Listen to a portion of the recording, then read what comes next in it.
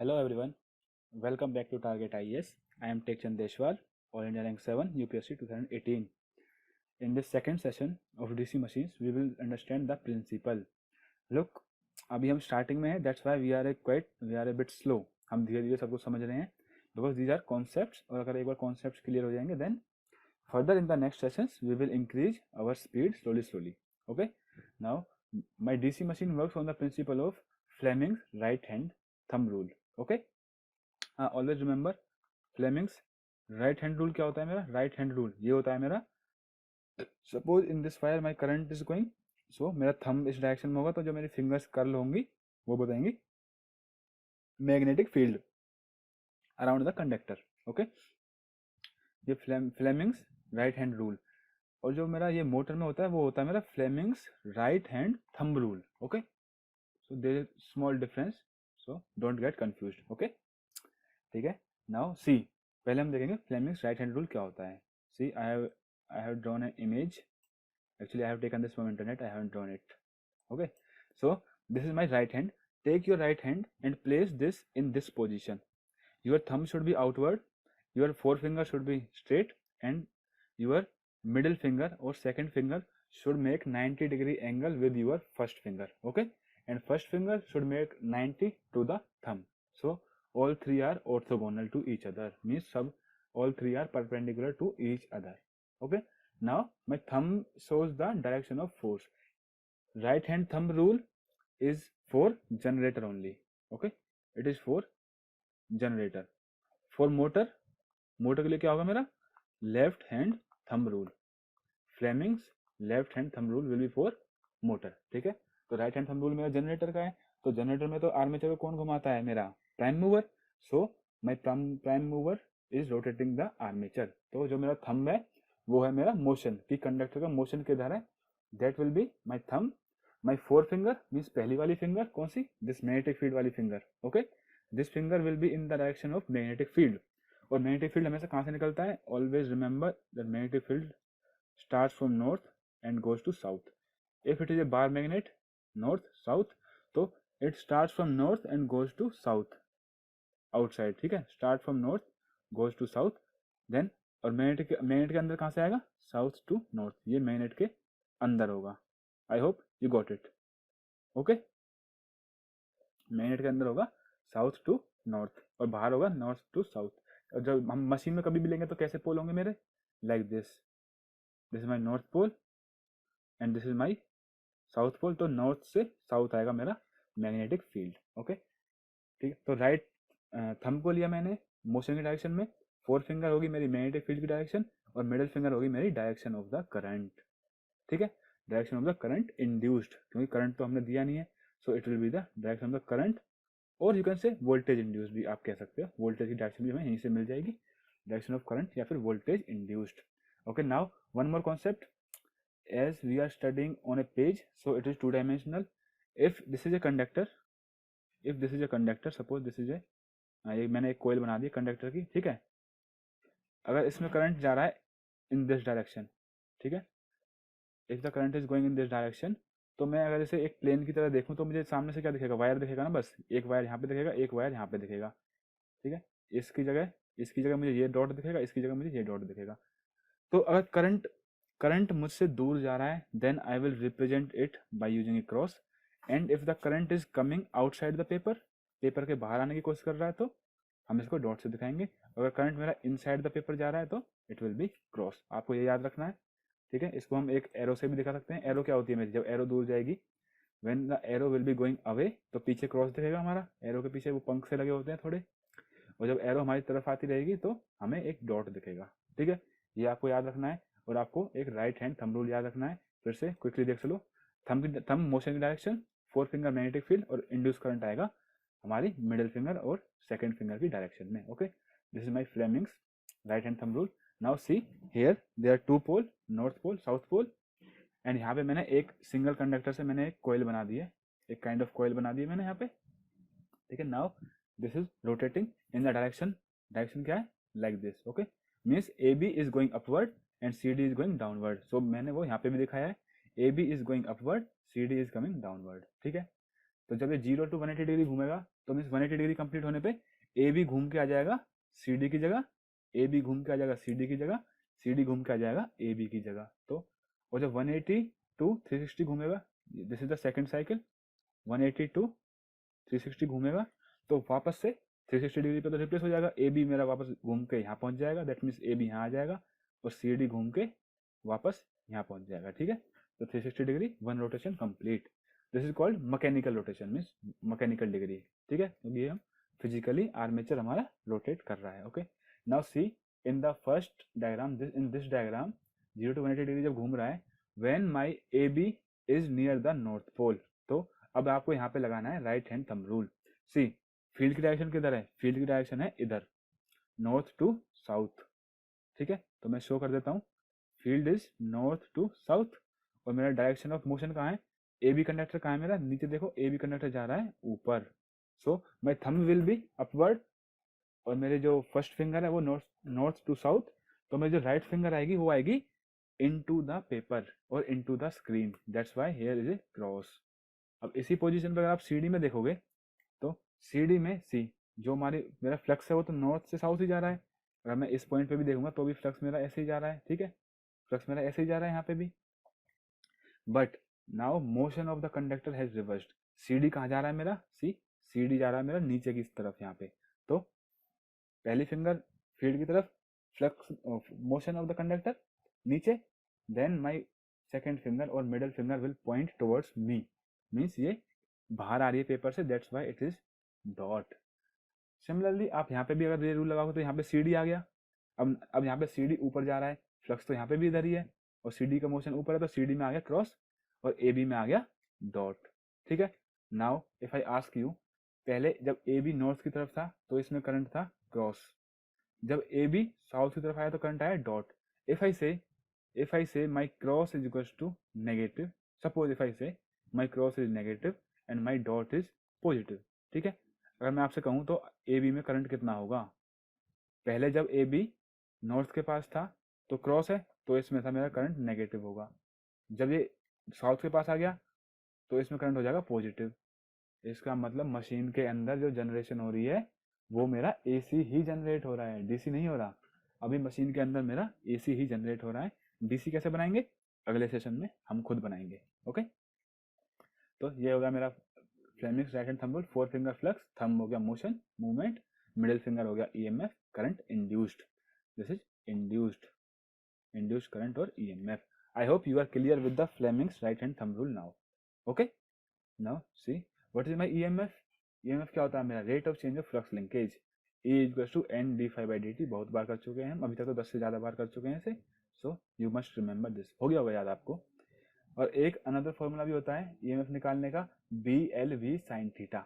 ठीक है, थीटा किस चीज का एंगल है, theta is the angle between the, like this is my flux line, this is my flux line, मेरा मैग्नेटिक फील्ड की लाइन है, मैग्नेटिक फील्ड फ्लो कर रहा है यहाँ से, so theta is the angle between magnetic line and the conductor motion.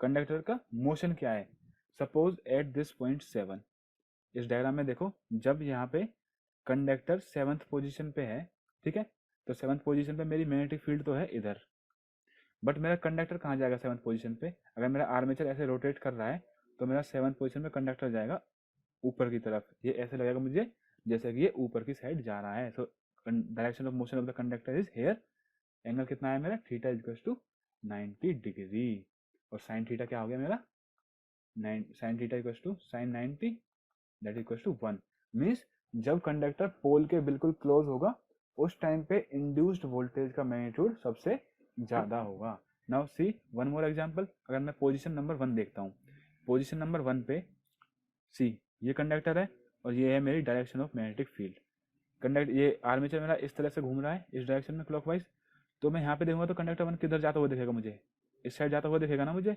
क्योंकि armature ऐसे घूम रहा है, ऐसे घूम रहा है तो कंडक्टर मुझे इधर जाता हुआ दिखेगा, मेरा मैग्नेटिक फील्ड भी इधर है, कंडक्टर का मोशन भी इधर है, एंगल कितना हुआ 0 डिग्री, और साइन 0 क्या होता है मेरा, एवरीवन नोस साइन 0 इज 0, इसका मतलब यहाँ पे मेरा कोई भी ईएमएफ इंड्यूस नहीं होगा। Fine, I hope I am clear. अच्छा, v क्या है यहाँ पे, वेलोसिटी। अब हमारी जो भी रोटेटिंग मशीन्स हैं उसमें मुझे वेलोसिटी गिवन होती है एन होती है मेरी RPM, that is revolution per minute, okay, and v is my velocity that is metre per second. तो रिवोल्यूशन पर मिनट से मीटर पर सेकेंड में कैसे कन्वर्ट करेंगे वो मैं आपको सिखाता हूँ। Suppose this is my armature and ये है इसकी रेडियस और ये है इसका डायमीटर, ठीक है। इसका सर्कमफेरेंस कितना होगा 2πr, या फिर मैं कह लूँ पाई इंटू डी, ठीक है, क्योंकि डायमीटर होता है इक्वल टू 2r। अगर ये आपको नहीं पता हो तो मैं बता रहा हूँ, लेकिन ये बहुत शर्म की बात है अगर आपको नहीं पता है तो। 2πr और pi into D, pi into में diameter, this is my circumference. Now अगर मेरी मशीन की स्पीड है n RPM means n revolution per minute.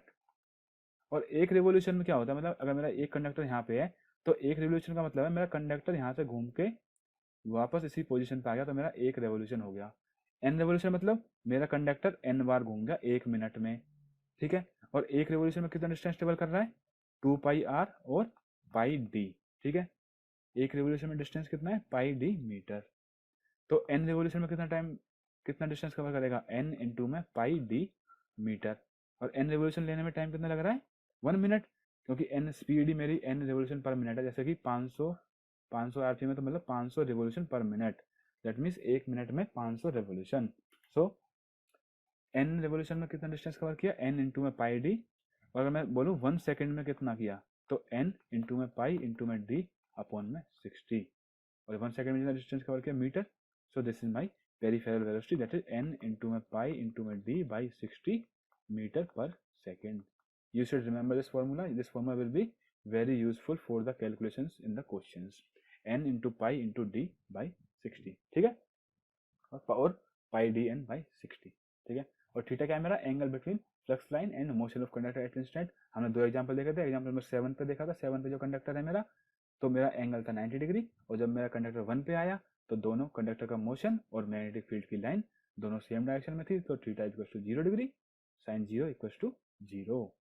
Now you can see, suppose if I say that whenever my conductor is in the vicinity of south pole, जब मेरा conductor south pole के पास में है, तो suppose इसमें जो induce होती है वोल्टेज या फिर करंट वो है पॉजिटिव, और जब मेरा कंडक्टर नॉर्थ पोल के पास है तो होती है नेगेटिव। हमने बस ऐसे ही मान लिया। Now see, this is position number 1, this is position number 2, 3, 4, 5, 6, 7, 8, there are 8 positions of the same conductor। और मेरे को इसी कंडक्टर पे देखना है, तो एट पॉइंट वन देखो आप, 8.1 पे मेरा फील्ड लाइन और कंडक्टर के मोशन के बीच में एंगल कितना है थीटा इक्वल टू 0 डिग्री। तो यहाँ पे मेरा ईएमएफ इंड्यूस कितना हो जाएगा 0, सो दिस इज माई 0।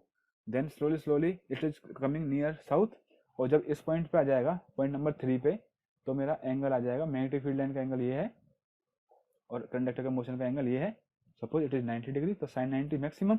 तो 3 पॉइंट पे आके मेरा पहुंच जाएगा पीक पर, पीक पहुंच गया यहाँ पे। आफ्टर दैट देन 5 पे अगेन 0, 5 पे अगेन 0, और 5 के बाद ये कंडक्टर मेरा साउथ पोल से निकलने के बाद नॉर्थ पोल के इन्फ्लुएंस में आ गया है, नॉर्थ पोल के इन्फ्लुएंस में आ गया है, that's why my polarity will again reverse.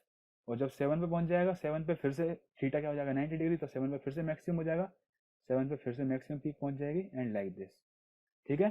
तो यू कैन सी किसी भी कंडक्टर में in any machine the voltage और current induced is always AC, हमारा हमेशा एसी ही इंड्यूस होता है, okay. You can see after 5th point the conductor comes into influence of north pole, so voltage of opposite polarity is induced, so voltage of opposite polarity is induced. I hope you are clear with this peripheral velocity, okay, and the right hand thumb rule, okay, and how the AC is generated in the machine। क्योंकि पहले देखो कोई भी conductor अगर घूमेगा machine में, in any machine there is some magnetic flux, suppose it is N and it is S।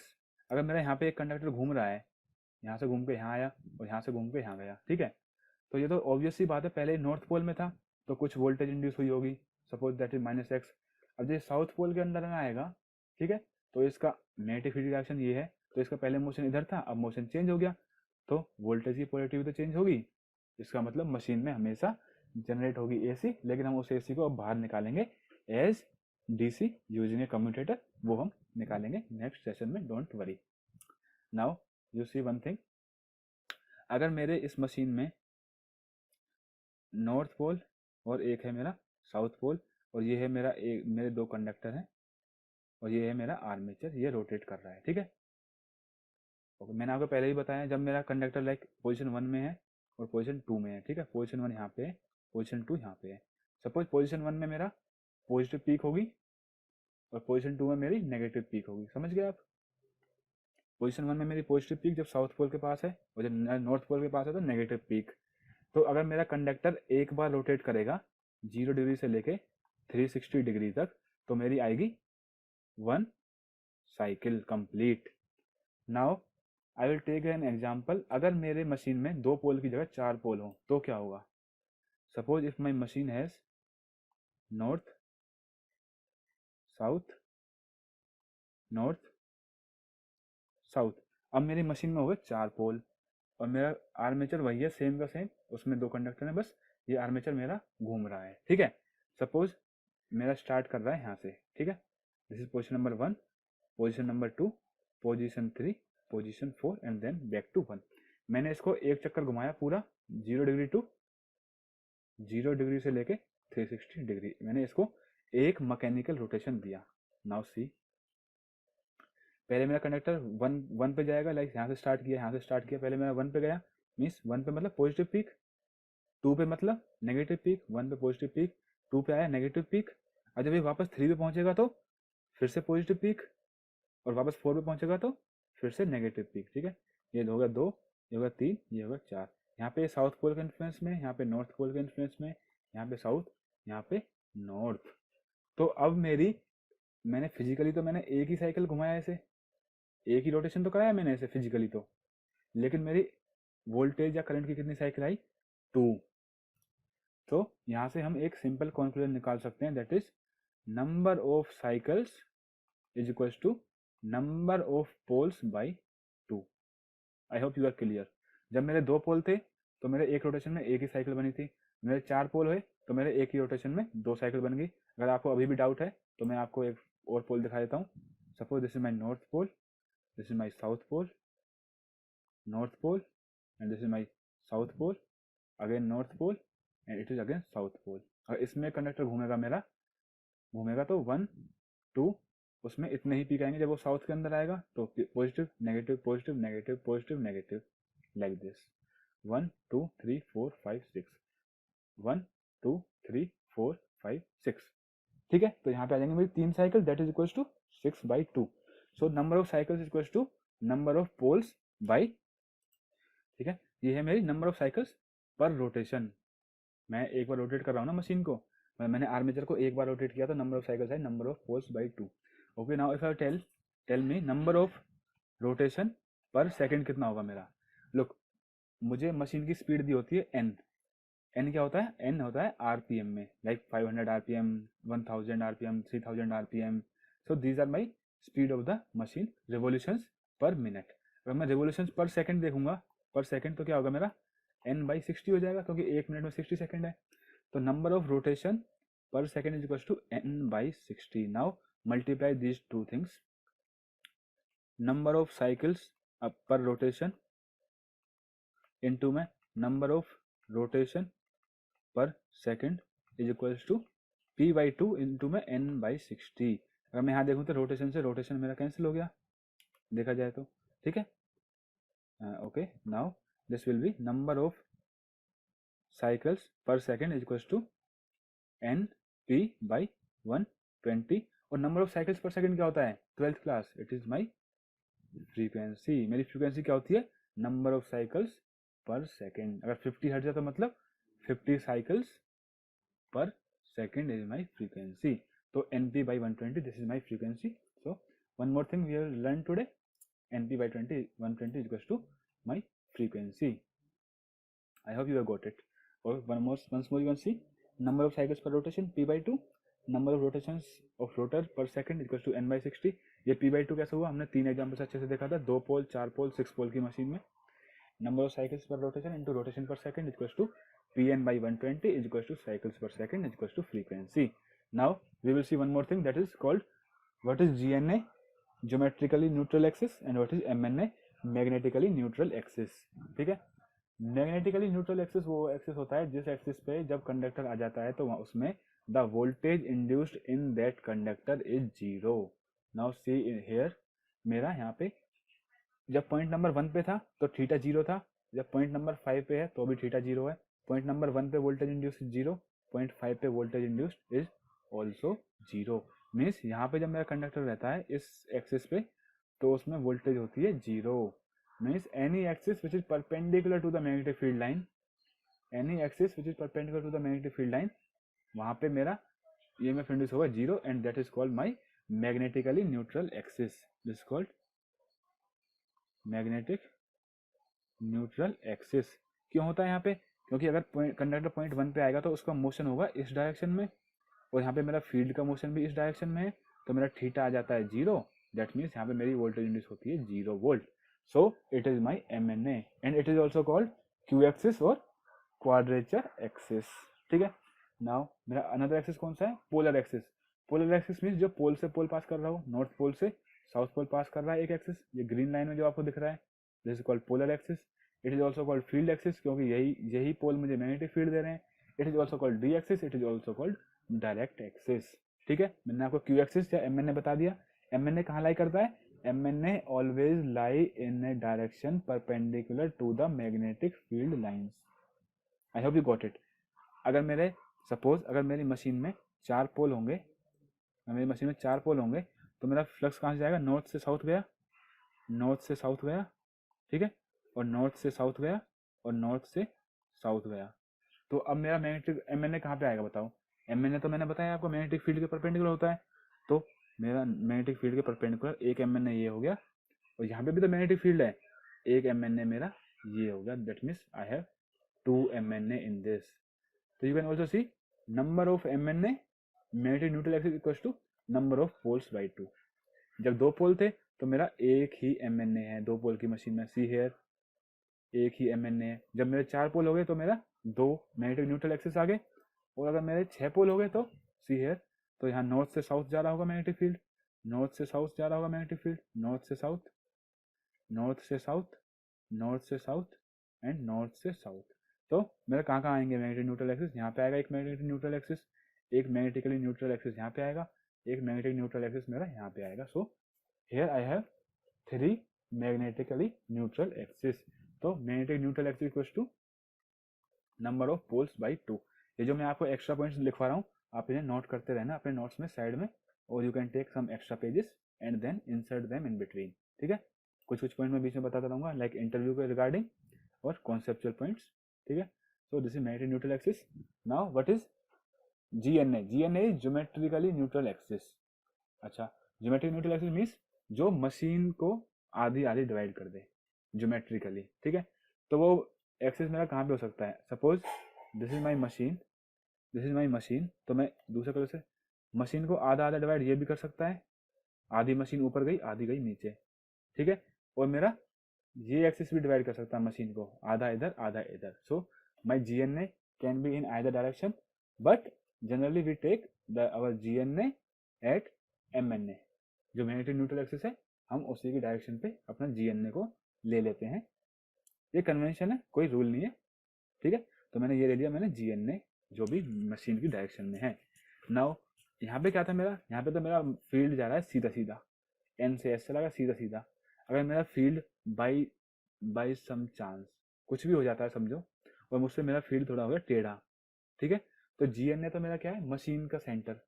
तो GNA तो चेंज नहीं हुआ. ये तो है नहीं भाई फील्ड टेढ़ा हुआ तो मोटर की शेप चेंज होगी, मोटर सर्कुलर से स्क्वायर बन गई, ऐसा तो कभी होता नहीं है.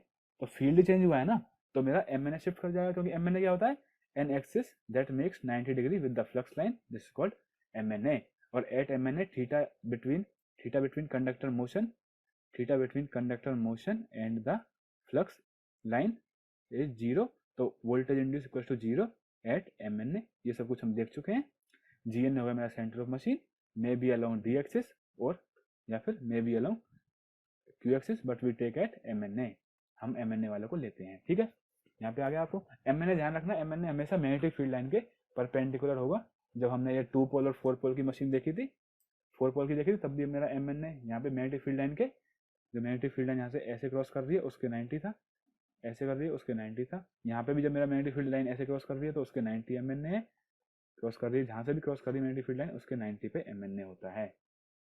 Fine, I hope now you are clear with MNA, GNA, direct axis, Q axis, field axis, polar axis. Okay, now we will see. अच्छा, EMF की इक्वेशन क्या है, एक 4th टाइम आई है इसी में, और इससे पहले 7-8 बार हमने नेटवर्क में पढ़ी हुई थी। EMF equal to NdΦ/dt। Now see, position 1 and 5 कौन सी पोजीशन थी, सी है पोजीशन 1 एंड 5 थी ये पोजीशन 1 और 5। इन दोनों पोजीशन पे थीटा था मेरा 0 डिग्री, क्योंकि कंडक्टर का मोशन भी इधर है, कंडक्टर का मोशन भी इधर है, मैग्नेटिक फील्ड लाइन भी इधर है, तो मैंने यहाँ पे शो किया था दोनों, ये मैग्नेटिक फील्ड लाइन, ये कंडक्टर का मोशन। बस उसी इंस्टेंट पे मोशन देखते हैं हम कि उस इंस्टेंट पे मोशन किधर दिख रहा है। तो थीटा इक्वल टू 0, थीटा 0 हो तो मेरा वोल्टेज इंड्यूस भी 0 आएगा। And now see, rate of change of flux linkage is 0। EMF भी 0 आया।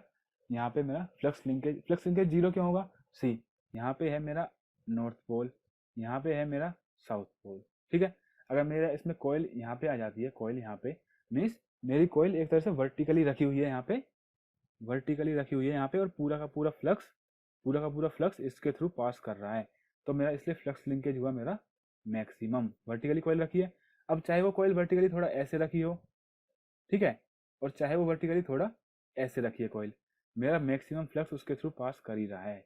Like this is north pole, this south pole, यहाँ से फ्लक्स पास कर रहा है, या तो मेरी कॉइल ऐसे रखी है नॉर्थ पोल साउथ पोल, या फिर मेरी कॉइल थोड़ी सी ऐसे होगी नॉर्थ पोल साउथ पोल, या फिर मेरी थोड़ी कॉइल ऐसे होगी। ठीक है, तीनों केस में इक्वल फील्ड लाइन इसके क्रॉस पास कर रही है ना, पहले भी इतनी फील्ड लाइन, इतनी फील्ड लाइन, और इतनी ही फील्ड लाइन अभी भी इससे क्रॉस पास कर रही है। देखो फ्लक्स लिंकेज तो मैक्सिमम है, बट इफ आई से यहाँ पे 100 लाइन इसके क्रॉस पास कर रही थी, थोड़ा सा टेढ़ा हो गया, थोड़ा सा टेढ़ा हो गया, अभी भी 100 लाइन पास कर रही है, थोड़ा सा इधर भी टेढ़ा होता तो अभी भी 100 लाइन पास कर रही है। That means rate of change of flux linkage is equal to 0। इस पोजीशन में आके जो मेरी फ्लक्स लाइन्स हैं ऑलमोस्ट कॉन्स्टेंटली सारी की सारी पास करती हैं, rate of change of flux linkage यहाँ पे 0 होता है। I hope you got it, समझ गए आप? नहीं समझे तो मैं अभी दोबारा बता देता हूँ। ओके, दोबारा बताऊंगा मैं नेक्स्ट पोजीशन पे। Take position 3 and 7। Position 3 and 7 कौन सी है, this is 3 and this is 7, जहाँ पे मेरा थीटा आया था 90 डिग्री। क्यों, क्योंकि फील्ड 3.3 पे देखो, फील्ड है मेरा इधर, और मेरा मोशन कंडक्टर का किधर है, इधर। और 7 पे देखो, 7 पे मेरा फील्ड है इधर, और मोशन क्या है कंडक्टर का, इधर। ठीक है, गॉट इट? ओके, नाउ सी, 3 और 7, थीटा है मेरा 90 डिग्री, तो साइन थीटा तो हो गया 90 डिग्री। अगर मैं इस पोजीशन में आपको दिखाता हूँ कि फ्लक्स लिंकेज कैसे होगा, ये मेरा है नॉर्थ पोल, ये मेरा है साउथ पोल। कॉइल कहाँ पहुंच गई मेरी, कॉइल मेरी पहुंच गई यहाँ इस तरह से। ठीक है, अब फ्लक्स लाइन कहाँ पास कर रही है, लाइक दिस। अब जिधर फ्लक्स लाइन पास कर रही है उसी की डायरेक्शन में पैरेलली मेरी कॉइल पड़ी हुई है। कॉइल क्या वैसे मेरी, एक मैंने वायर को लिया, वायर को मैंने ऐसे करके मोड़ दिया, ये मेरी बन गई कॉइल। नाउ कॉइल इसमें मेरी पड़ी हुई है बिल्कुल फ्लैट, यानी कि parallel to the field lines. So flux link कितना हो रहा होगा, अगर मेरी कॉइल पैरेलल पड़ी हुई है तो फ्लक्स लिंक तो बिल्कुल नहीं हो रहा होगा। लेकिन अगर मेरा कॉइल अगर मेरी ऐसे पड़ी होती, ऐसे, तो फिर तो सारी की सारी फ्लक्स लाइन मेरे कॉइल के एरिया में से क्रॉस कर रही होती। ठीक है, लेकिन अब यहाँ पे मेरी फ्लक्स लाइन ऐसे पड़ी हुई, oh sorry, my coil is lying horizontally in parallel with the field lines, so मेरा फ्लक्स लिंकेज हुआ मेरा minimum. But change in flux linkage देखेंगे हम। सपोज मैं थोड़ा बड़ा डायग्राम बनाता हूँ ताकि आपको आराम से समझ आए। This is suppose this is my north pole, this is my south pole. तो यहाँ से फील्ड जा रहा है, फील्ड जा रहा है, फील्ड जा रहा है, यहाँ पे मेरी है कॉइल। अभी कितना फ्लक्स लिंक कर रहा है इससे, 0, क्योंकि ये बिल्कुल पैरेलल है। अगर मेरी ये थोड़ी सी भी उठ गई, मेरी ये सपोज थोड़ा सा भी उठ गया, नाउ ये लाइन, ये लाइन, ये लाइन, ये लाइन, सारी की सारी लाइन इसमें से अब लिंक करेंगी। दैट मीन्स अगर मेरा यहाँ पे 0 था, यहाँ पे सपोज प्लस का 10, सो मेरा यहाँ पे d∅dt क्या है, बहुत ज्यादा, थोड़ी सी रोटेशन में ही बहुत सारी फ्लक्स लाइन्स को कट करना स्टार्ट कर देंगी। That's why rate of change of flux linkage at this position is maximum. I hope now you are clear with this. ये समझाना बड़ा मुश्किल है, बट मैंने आपको फिर भी बहुत ही आसान तरीका से बताया है। A very few people explain like this. बस आप ये ध्यान रखो, इसमें हॉरिजॉन्टल पड़ी हुई है तो कोई भी फ्लक्स लाइन कट नहीं कर रही, लेकिन थोड़ा सा भी अगर, थोड़ी सी भी अगर टेढ़ी होगी ये लाइन, ये मेरे में कोयल इतना भी टेढ़ी होगी मेरा ये कोयल, थोड़े से एंगल पे भी मूव करी तो बहुत सारी flux line now cut through this, और इसका मतलब मेरा फ्लक्स लिंकेज इंक्रीज हो गया। तो डेल फाई मेरा प्लस है बहुत ज़्यादा within very less time, so d phi by D t मेरा यहाँ पे होता है मैक्सिमम। बस फ्लक्स लिंकेज मिनिमम है, d phi by D t maximum है। इस टेबल को भी आपको याद रखना है कब क्या होता है। कॉन्सेप्ट अगर आपका क्लियर है तो आपको ऑटोमेटिकली याद हो जाएगा, इस पे भी डायरेक्टली क्वेश्चन पूछे जाते हैं। Okay, now we have seen कि वोल्टेज तो जनरेट होगी हमारी, बट मशीन के अंदर वोल्टेज जनरेट होने से तो कुछ नहीं है। लोड को तो हम अंदर आर्मेचर के अंदर तो हम लोड को लगाएंगे नहीं, लोड तो हमें बाहर लगाना है मशीन के। Now we need to take this electrical output. Input क्या दिया था मैंने, मैकेनिकल, प्राइम मूवर ने मेरा मैकेनिकल इनपुट दिया, और मशीन क्या है मेरा, अगर मैकेनिकल इनपुट दिया है इसमें मेरे को, तो मशीन देगी मेरे को इलेक्ट्रिकल आउटपुट। अब मशीन ने अंदर जनरेट तो कर लिया है, ओके, वोल्टेज जनरेट तो कर लिया है। Now I need to take this voltage out, उसके लिए मैं यूज करूंगा स्लिप रिंग। पहले मैं यूज करके देखता हूँ स्लिप रिंग। स्लिप रिंग क्या है, एक रिंग जिसके ऊपर कंडक्टर स्लिप करता रहता है, बस आप याद कर लो, स्लिप रिंग एक रिंग जिसके ऊपर कंडक्टर मेरा स्लिप करता रहेगा। ओके, नाउ सी, ये मेरी एक स्लिप रिंग है, ठीक है। पहले मेरा कंडक्टर ए बी यहाँ पे था, जब मेरा कंडक्टर ए बी घूम के इधर पहुंचा तो मेरा कंडक्टर इसी स्लिप रिंग पे यहाँ पहुंच गया। ब्रश मेरा यहाँ लगा हुआ था, brushes are my stationary. Okay, या तो आप कह दो मेरा कंडक्टर से स्लिप कर रहा है, या फिर अगर ये स्लिप रिंग और कंडक्टर दोनों वेल्डेड है तो मेरी पूरी की पूरी स्लिप रिंग घूम रही है, ब्रश स्टेशनरी है। ओके, मीन्स यू कैन से मेरा ब्रश यहाँ पे लगा हुआ है, ठीक है, और कंडक्टर इस पे जॉइंट है, जैसे जैसे आर्मेचर घूम रहा है मेरी स्लिप रिंग भी रोटेट कर रही है, ठीक है। So there is a relative motion between brush and slip ring. Okay, मैंने ए बी के साथ एक स्लिप रिंग लगाई, सी डी के साथ एक स्लिप रिंग लगाई।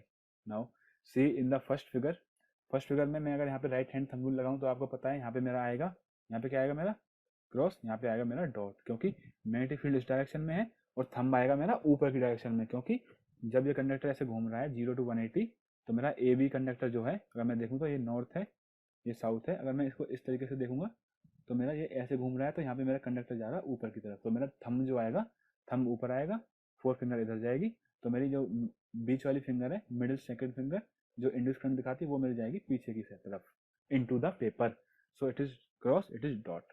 क्रॉस मीन्स इसके अंदर से करंट जा रहा है, तो यहाँ से करंट मेरा आ रहा होगा, यहाँ से करंट आ रहा है, यहाँ से आ रहा है, यहाँ से जा रहा है, और सी डी में क्या है मेरा डॉट आएगा, क्योंकि यहाँ पे पेपर के बाहर आ रहा है मेरा इंड्यूस करंट अगर आप लगाओगे तो राइट हैंड थंब रूल, क्योंकि मैग्नेटिक फील्ड डायरेक्शन तो वही है, लेकिन सी डी की पोजीशन पे ये कंडक्टर मेरा नीचे आ रहा है। ओके, नाउ ये डॉट, तो यहाँ से करंट आया मेरा, ये करंट आया, ये करंट आया, now through slip rings it came. अगर यहाँ पे मेरा एक x और y लगा हुआ है तो my current will flow from y to x, fine. अब आफ्टर 180 डिग्री रोटेशन, 180 डिग्री के रोटेशन के बाद ए बी पहुंच जाएगा यहाँ पे, सी डी यहाँ पे, दोनों की पोजीशन हो जाएंगी स्वैप्ड। अब मेरा ए बी में यहाँ पे आएगा डॉट, यहाँ पे आया क्रॉस, ये तो हमने पहले भी देखा था, यहाँ पे आया मेरा क्रॉस, यहाँ पे आया मेरा डॉट। क्रॉस मतलब यहाँ से करंट जा रहा है, तो यहाँ से करंट आ रहा है, ये इट इज लाइक दिस, तो यहाँ पे करंट, और सी डी में क्या होगा क्रॉस, ठीक है, क्रॉस से करंट ऐसे जाएगा मेरा, क्रॉस से करंट मेरा जाएगा यहाँ पे इनटू द मशीन, ठीक है। अब मेरा करंट की डायरेक्शन क्या होगी, सी मेरी करंट की डायरेक्शन क्या होगी, यहाँ से ए बी से करंट आया, and this will B this. Now मेरा करंट आया एक्स से लेके वाई तक, पहले मेरा करंट था वाई से लेके एक्स तक, मीन्स मेरा जो बल्ब है वो एक बार ग्लो करेगा, फिर शांत हो जाएगा, फिर उसमें करंट रिवर्स हो जाएगा, वो फिर से ग्लो करेगा, ठीक है। अच्छा, हमें जब भी हम घर में देखते हैं जो बल्ब होता है वो कॉन्स्टेंटली ग्लो करता है, हमें दिखता है वो कॉन्स्टेंटली ग्लो करता है, बट एक्चुअली एक सेकंड में 50 साइकिल्स होती हैं, एक सेकंड में ये 1 साइकिल, 2 साइकिल, तो एक सेकंड में 50 साइकिल होती है ना, तो मतलब एक बार वो फुल ग्लो करेगा, जब करंट जीरो हो जाएगा वो फिर जीरो, फिर जब करंट फिर से नेगेटिव में बढ़ेगा, करंट नेगेटिव हो या पॉजिटिव हो, हीट तो आई स्क्वायर आर होती है, तो हीट तो हमेशा पॉजिटिव ही होगी, तो मीन्स वो यहाँ पे एक बार ग्लो करेगा पूरा, फिर जीरो, डिम हो जाएगा, फिर ग्लो करेगा, फिर डिम, फिर ग्लो करेगा, फिर डिम, फिर ग्लो करेगा, फिर dim.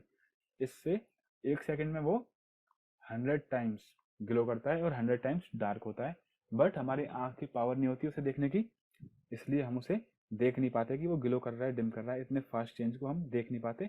And it is called stroboscopic effect. ठीक है, इंटरव्यू में पूछे और मैंने कहीं लिखा भी हुआ था, या this is called stroboscopic effect, इसकी वजह से हम उसे देख नहीं पाते। ठीक है, अब मेरे को बनाना तो था मेरे को डीसी जनरेटर। मैंने स्लिप रिंग लगाई, मैंने अंदर वोल्टेज जनरेट की, लेकिन मेरी आ गई करंट क्या यहाँ पे, पहले तो y2x जा रहा था, नाउ x2y, मतलब मेरा यहाँ पे तो उल्टा हो गया, ये तो AC आ गया बाहर। That means if we are using slip ring then it is AC। अच्छा, अगर हम यहाँ पे एक ही स्लिप रिंग लगाए, मीन्स अगर हम एक ही स्लिप रिंग पे दोनों कंडक्टर को लगा दें, तो स्लिप रिंग तो कॉपर की होती है, कंडक्टर होती है। अगर स्लिप रिंग मेरी कंडक्टर नहीं होगी तो मेरा ब्रश करंट कैसे लेगा इस पे से बताओ। तो स्लिप रिंग मेरी कॉपर की होती है, कंडक्टर, अगर मैं इसी पे दोनों लगा दूं प्लस और माइनस, तो यहाँ पे एक डेड शॉर्ट सर्किट होगा ना प्लस माइनस के बीच में। That's why we can not connect only one slip ring. तो मैं स्लिप रिंग पे ऐसे ही नहीं लगा सकता। That means if only one slip ring is connected, dead short circuit. इसका मतलब मुझे कुछ जुगाड़ निकालना पड़ेगा so that I can get my DC outside. Okay, now these are some random points. Steam turbine, जो स्टीम टर्बाइंस होती है हमारी, वो वेरी एफिशिएंट होती है, बहुत ज़्यादा एफिशिएंट होती है at high speed. Even 8700 RPM, 9700 RPM और 6300 आरपीएम तक भी हम उन्हें डिजाइन करते हैं। लाइक मैंने एक BHEL का स्टीम टर्बाइन जनरेटर था मेरा, एक 6300 आरपीएम, जिसमें फिर उसके बाद हमने लगाया हुआ था एक गियर 2.1:1 का। तो क्यों? क्योंकि हाई स्पीड पे हमारी स्टीम टरबाइन बहुत ही ज़्यादा एफिशिएंट होती है। अगर स्पीड टरबाइन को आप लेके 100 आरपीएम पे घुमाओगे तो सारी की सारी एफिशिएंसी चली जाएगी गड्ढे में। Fine, so steam turbine are very efficient, are highly efficient at high RPM and minimum number of poles in the machine is 2, क्योंकि मोनोपोल, मैग्नेटिक सर्किट में मोनोपोल कभी भी एग्जिस्ट नहीं करता है, और किसी भी मशीन को बनाने के लिए हमें मिनिमम नंबर ऑफ पोल्स जो चाहिए वो होते हैं 2। Okay, as frequency increases reactance of line also increases, this is a simple topic, time से लाइन में देखेंगे हम। नाउ अब मुझे डीसी निकालनी है बाहर, और मुझे डीसी के लिए कुछ ना कुछ काम करना पड़ेगा, क्योंकि पहले तो मेरी एसी आ गई, लेकिन मुझे बनाना है DC generator. So what I will take, I won't take a slip ring, now I will take a split ring. एक स्प्लिट रिंग लूंगा, स्प्लिट रिंग लूंगा मैं, this is a copper ring. ठीक है, ये कॉपर रिंग है, और split ring कैसे बनेगी मेरी, यहाँ पे मैं इसको कट करके यहाँ पे मैं इसमें कुछ ना कुछ इंसुलेशन लगा दूंगा। यहाँ पे मैंने कट करके इसमें कुछ ना कुछ इंसुलेशन लगा दिया। अब मैं जो कंडक्टर था उसका ए बी वाले पोर्शन को यहाँ से कनेक्ट कर दूंगा, ए बी वाले को, और जो सी डी वाला पोर्शन था, सी डी वाला पोर्शन था उसको मैं कर दूंगा यहाँ पे कनेक्ट। ठीक है, अब ये पूरा का पूरा कॉपर है। ठीक है, this is my complete copper, ये मेरा पूरा का पूरा कॉपर है, और ये मेरा पूरा का पूरा यहाँ पे भी कॉपर है, बट यहाँ बीच में इंसुलेशन है, तो मेरा शॉर्ट सर्किट नहीं होगा। पहली बात तो शॉर्ट सर्किट की प्रॉब्लम होगी मेरी solve. Now see in the circuit, same machine है, नॉर्थ से साउथ मेरा फील्ड जा रहा है, नॉर्थ से साउथ मेरा फ्लक्स जा रहा है। जब ए बी पोजीशन में है, राइट हैंड थंब रूल लगाओगे तो यहाँ पे आएगा क्रॉस, यहाँ पे आएगा डॉट। मैंने घुमाया 0 से 180, ए बी में क्रॉस है तो करंट गया यहाँ से, सो करंट इधर से निकला, इधर से, लाइक दिस, तो करंट फ्लो किया मेरा y टू x। अब ब्रश तो मेरे घूमेंगे नहीं कभी भी, क्योंकि ब्रश तो मेरे स्टेशनरी होते हैं। मेरा कंडक्टर घूमा, मेरी कॉइल घूमी 0 to 180 डिग्री। ठीक है, इन द नेक्स्ट रोटेशन जब मेरा 180 से 360 घूमेगा तो सी डी होगा मेरा लेफ्ट में, सी डी मेरा आ जाएगा यहाँ पर, क्योंकि पहले ए बी था, ए बी घूम के पहुंच गया सी डी की जगह पे, सी डी पहुंच गया ए बी की जगह पे। कैसे, आप सामने से देखो, this is A B and this is C D. अगर मैंने इसको 180 घुमा दिया तो क्या हो जाएगा मेरा, यहाँ पे आ गया ए बी, और यहाँ पे आ गया मेरा सी डी, वही है, यहाँ पे आ गया ए बी, यहाँ पे आ गया सी डी। अब मैं यहाँ पे लगाऊंगा राइट हैंड थंब रूल, तो यहाँ पे आएगा क्रॉस, यहाँ पे आएगा डॉट। यहाँ पे क्रॉस मतलब यहाँ से करंट जा रहा है, करंट, यहाँ से भी जा रहा है करंट, तो करंट इस डायरेक्शन में है, मीन्स यहाँ पर भी करंट y2x है। सी, यहाँ पे भी करंट y2x है, यहाँ पर भी करंट y2x है। इसका मतलब मेरा, अब मेरा बन गया डीसी, क्योंकि लास्ट टाइम जब मैं 2 स्लिप रिंग यूज कर रहा था तो क्या था, कभी तो वो y2x था और फिर वो x2y हो रहा था, लेकिन यहाँ पे मेरा y2x और y2x, यानी कि जब भी मेरा आर्मेचर घूम रहा है मेरा करंट y से x में ही फ्लो कर रहा है। अगर मैं आपको बताऊं, जैसे ये है 0 डिग्री, ये है 180 degree and this is 360 degree. जब 0 डिग्री था उस टाइम पे तो कुछ भी होगा नहीं वोल्टेज, उसके बाद ये बढ़ेगी, करंट बढ़ेगा मेरा, करंट बढ़ेगा मेरा लाइक दिस, तो ये आ जाएगा मेरा, दिस इज माई डीसी। क्योंकि डीसी क्यों है, क्योंकि इसकी कुछ ना कुछ एवरेज वैल्यू है, और एवरेज वैल्यू हमने नेटवर्क में बहुत अच्छे से निकालने सीखी है। 1 time period, 0 to time period Vt into my d t, this is my average value. ठीक है, तो इसकी कुछ ना कुछ एवरेज आएगी, वो आएगी पॉजिटिव। लेकिन इसके पहले क्या था मेरा करंट, पहले पॉजिटिव फिर नेगेटिव फिर पॉजिटिव फिर नेगेटिव। तो पॉजिटिव और नेगेटिव एरिया अगर इक्वल हो जाएंगे तो एवरेज क्या हो जाएगी मेरी, जीरो। हमने नेटवर्क्स में काफ़ी प्रॉब्लम्स की थी इस तरीके की एवरेज आरएमएस कैलकुलेट करने के लिए। ठीक है, now with the help of split ring I am able to get DC outside, क्योंकि मेरा करंट की डायरेक्शन चेंज नहीं हो रही, y2x y2x। This is the current path like B A C D 2 y x 1 a like this, B A C D B 2 y x 1 a। फिर जब figure number 4 है यहाँ पे तो करंट की डायरेक्शन क्या होगी, D C A B A 2 y x 1 b, तो मैंने वो लिखा है करंट की डायरेक्शन। और फिर मैंने पाया कि अंदर तो करंट रिवर्स हो रहा है, पहले B to A C D था, अब डी सी ए बी, पहले बी ए सी डी, अब है D C A B, D C A B. तो अंदर रिवर्स हो गया लेकिन बाहर करंट रिवर्स नहीं हुआ। क्यों नहीं हुआ, क्योंकि मैंने यहाँ पे स्प्लिट रिंग लगाई थी, और मेरा जो स्प्लिट रिंग है ये कंडक्टर से वेल्डेड है। मैंने बताया था ये एक स्प्लिट रिंग है, कॉपर है, बीच में इंसुलेशन आ गया, और ये दोनों मैंने ये दोनों वायर है ये मैंने यहाँ पे अटैच कर दिए, यहाँ पे ज्वाइंट कर दिए हैं। ओके, नाउ स्प्लिटिंग की हेल्प से अगर, हाँ, तो ये स्प्लिट रिंग है। अब ये स्प्लिट रिंग मेरा वाइंडिंग जो है मेरी वेल्ड हो रही है, और मेरा स्प्लिट रिंग भी और वायर भी दोनों एक साथ रोटेट कर रहे हैं। तो ये कंडीशन होगी, क्योंकि पहले यहाँ पे ए था बी था, ए किससे अटैच है, ए बी से। जब मेरा 180 डिग्री के बाद ए बी यहाँ पहुंचा, ए बी यहाँ पहुंचा, तो यहाँ पे आ गया ए, यहाँ पे आ गया बी। तो मेरी वाइंडिंग मीन्स कॉइल और स्प्लिट रिंग दोनों साथ रोटेट हो रही हैं। अगर मेरी स्प्लिट रिंग रोटेट नहीं होगी, ठीक है, तो क्या हो जाएगा मेरा, ए बी तो यहाँ पहुंच गया लेकिन स्मॉल ए यहीं पे है, सी डी तो यहाँ से उठ के यहाँ पहुंच गया नीचे की तरफ घूम के, लेकिन उसका कनेक्शन अभी भी बी यहीं पे है, अगर मेरी स्प्लिट रिंग रोटेट नहीं कर रही है तो। अब क्या होगा, अब अगर आप करंट की डायरेक्शन देखोगे तो डी, डी से गया C A B, then small a 1 X Y पहले था, पिछली बार था y2x, C in figure third y2x था पिछली बार, तो अब क्या हो गया x2y, मीन्स ये तो वापस से ए सी आ गया, तो मुझे तो कुछ एडवांटेज मिला ही नहीं स्प्लिट रिंग लगाने का। That's why our split ring rotates with the coil. अगर रोटेट नहीं करेगी तो फिर उसका कुछ भी काम नहीं है, ये हमेशा याद रखना। अगर एसी को डीसी में कन्वर्ट करना है तो स्प्लिट रिंग को कोयल के साथ रोटेट करना पड़ेगा। Okay, now come to the commutator. Commutator को मैंने क्या बोला था, मैकेनिकल रेक्टिफायर। मैकेनिकल रेक्टिफायर क्यों है, क्योंकि ये एसी टू डीसी करता है by virtue of its rotation. AC to DC by virtue of its rotation, इसलिए हम इसको बोलते हैं mechanical rectifier. So for the alternators less than 5 kVA, जो जनरेटर है मेरे, अगर वो 5 kVA से कम है तब तो हमारा आर्मेचर पे हम कंडक्टर डाल देते हैं, आर्मेचर पे कंडक्टर डाल देते हैं। लेकिन अगर उससे बड़ा ऑल्टरनेटर है तो हमारा कंडक्टर हमेशा स्टेटर में रहेगा और रोटर में मेरा हमेशा मैग्नेटिक फील्ड रहेगा। ठीक है, अगर उससे बड़ा मेरा है तो। ओके, यहाँ पे मेरा आर्मेचर होगा, आर्मेचर में यहाँ पे मेरे होंगे pole, north pole and south pole. ठीक है, north pole and south pole, north pole like this. अगर लेस देन 5 kVA है तो यहाँ पे, अब यहाँ पे मुझे लगाने पड़ेंगे ब्रश, करंट कलेक्ट करने के लिए मेरे को ब्रश लगाने पड़ेंगे यहाँ पे। लेकिन यहाँ पे तो स्टेटर है, स्टेटर में से तो सीधा मैं वायर ले सकता हूँ, क्योंकि स्टेटर क्या होता है, मशीन का बाहर वाला पोर्शन, रोटर होता है अंदर वाला पोर्शन, जो रोटेट करता है वो रोटर, जो स्टेशनरी रहता है वो स्टेटर। ठीक है, ये कभी भी रोटेट नहीं करता, ये स्टेशनरी रहता है इसलिए स्टेटर। तो रोटेट नहीं करता तो मैं इसमें आराम से वायर लगा के इसमें से आराम से पावर बाहर ले सकता हूँ। ओके, ये होता है मेरा ग्रेटर देन 5 kVA पे। Now you may also ask one question कि ये लेस देन 5 kVA तभी भी बाहर रख सकते हैं ना, उस टाइम पे भी स्टेटर पे रख लो, ब्रश नहीं लगाने पड़ेंगे, एडवांटेज है तो मेरा एक। या we can put, but you know in our power system load fluctuates, load fluctuates means input output fluctuates.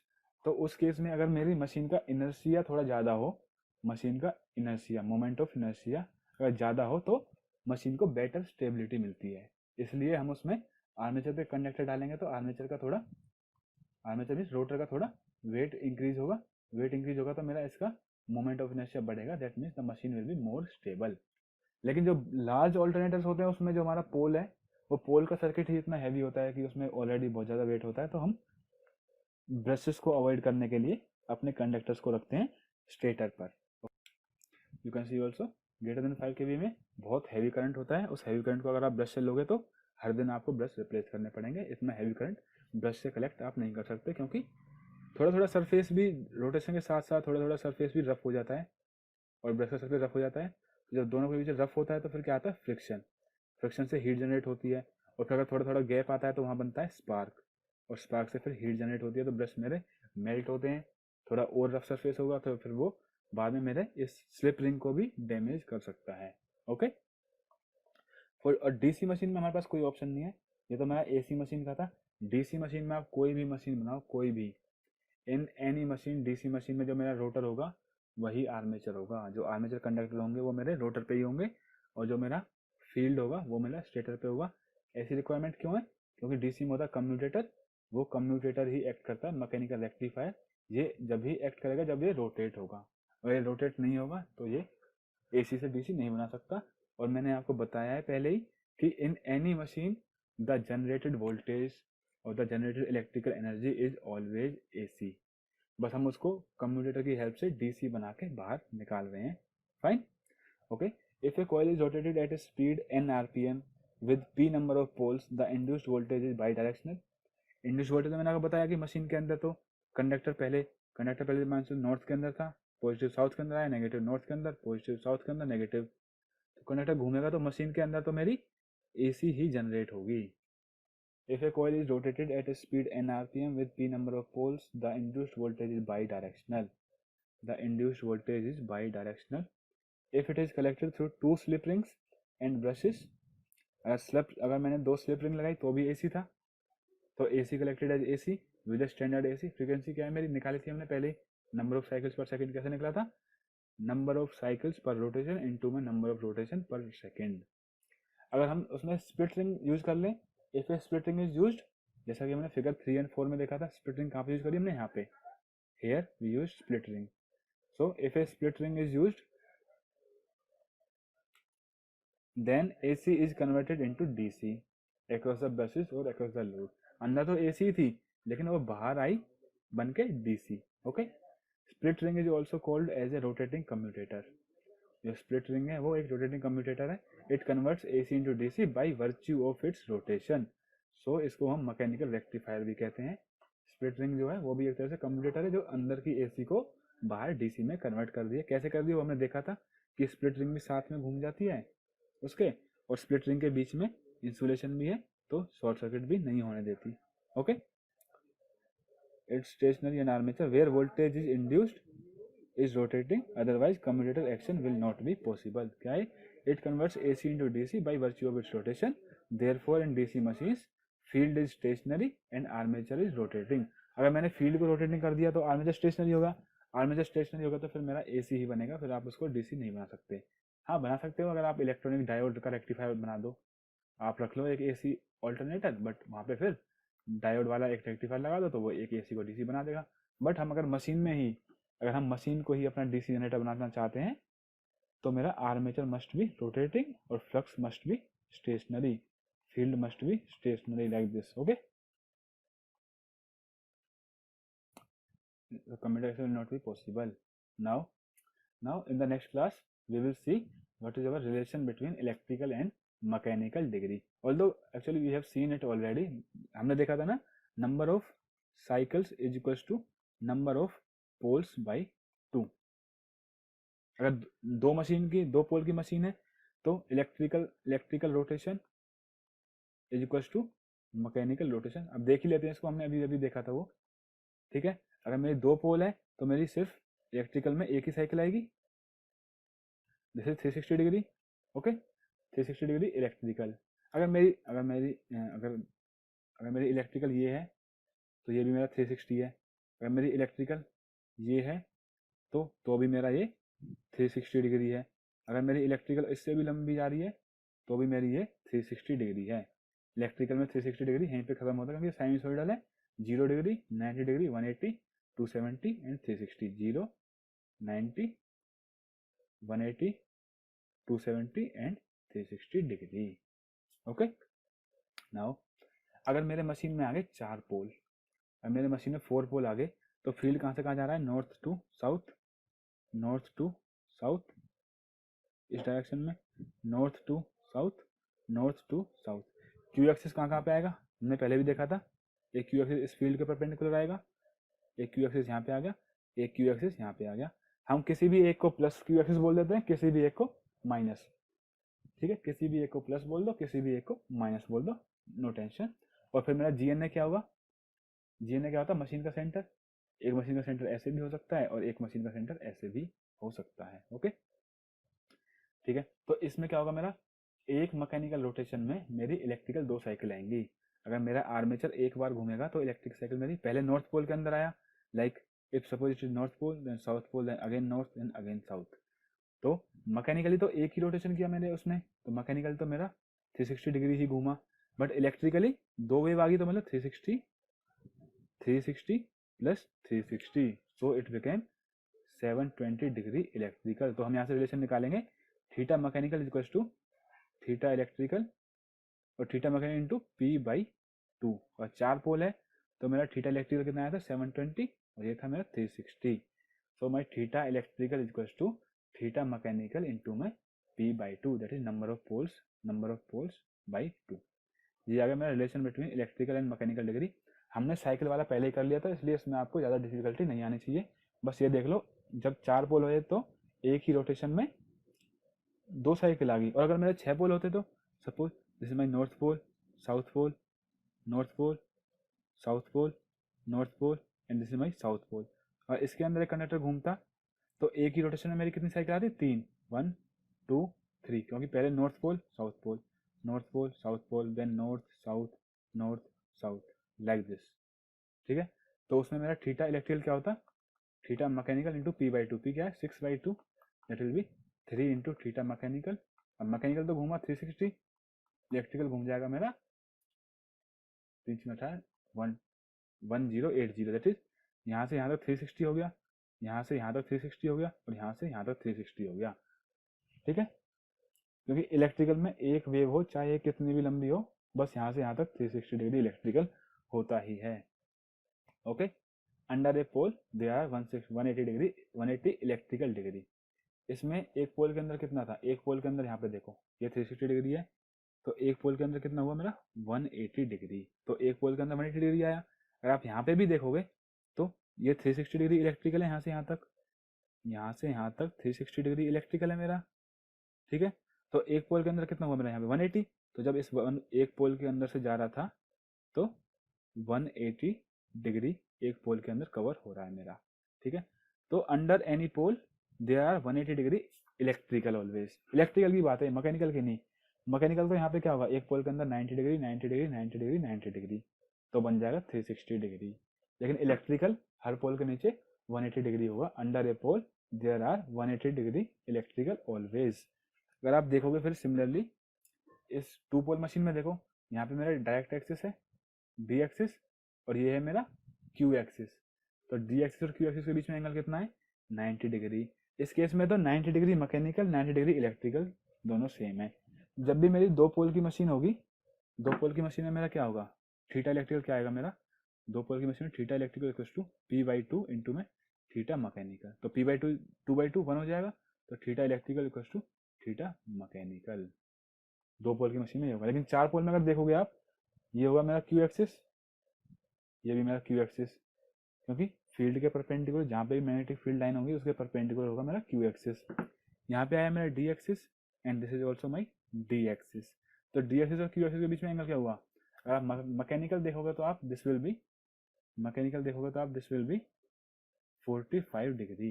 लेकिन अगर इलेक्ट्रिकल में निकालोगे इसे तो theta electrical equals to theta mechanical into P by 2। Pole कितने मेरे? 4, 4/2 2, तो 2 इंटू में theta mechanical equals to 90 degree, 2 into में 45, 90 डिग्री इलेक्ट्रिकल। इसका मतलब हमेशा every time the angle between the electrical angle between D axis and Q axis equals to 90 degree electrical always, ये याद रखना।